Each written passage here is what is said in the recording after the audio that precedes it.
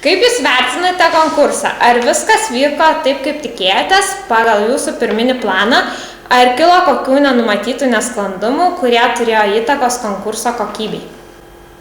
Na, visą laiką norisi, kad būtų geriau, tačiau tikrai esame nenusivylę savo rezultatais ir konkursas tikrai pavyko šaunus. Net galbūt perkopėm savo lūkesčius, kurie tikrai buvo numatyti galbūt ir kuklesni.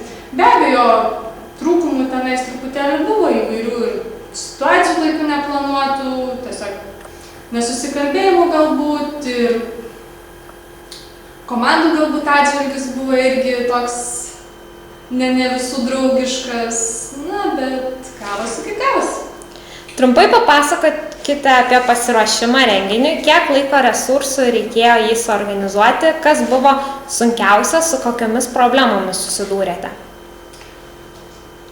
Turbūt didžiausia problema tai buvo laikas, laiko trūkumas, kadangi kai mes norėjom organizuoti renginį gan senokai pradėti, tačiau mums nebuvo suteikta pakankamai informacijos, kada renginys turėtų vykti, todėl mes negalėjom nieko pradėti daryti, nei rėmėjų gali ieškoti, kai nežinai konkrečios datos, nei konkrečios vietos, nieko.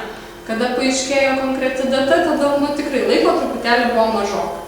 Pagrindinis sunkumas galbūt buvo žmonių abejingumas skiriant paramai, nes tikrai perskambinam galbūt 60 įmonių skirtingų, o paramos gavom iš 12.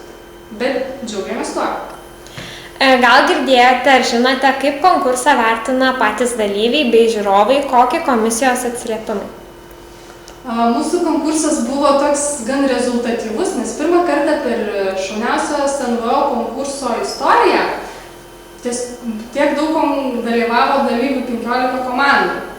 Tai jau buvo iššūkis ir tikrai pliusas didelis mums, kad mes sugebėjom suvilioti tiek komandų.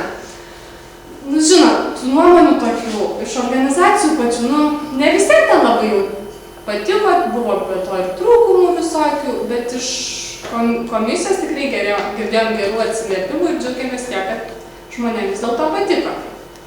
Kaip Jūs pati vertinate dalyvius, jų aktyvumą, kūrybiškumą, gebėjimą improvizuoti, nes, kaip žinia, 2 finalinės užduotys buvo paremtos būtent improvizacija?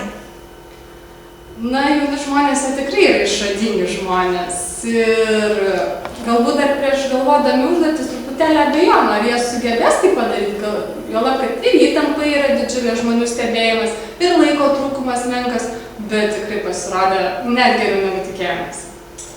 Ką keistumėte, darytumėt kitaip, jei reikėtų dar kartą organizuoti tokį renginį, ar nekeistumėt nieko, nes viskas buvo gerai? Tikrai daug kas buvo gerai ir šauniai tas konkursas praėjo, kad ir kokie nesklandumai buvo. Be abejo, buvo tokių keletas organizacinių trūkumų, kurias pakeistume, bet principą džiaugiamės to, kas vyko. Dėkui už Jūsų atsakymus.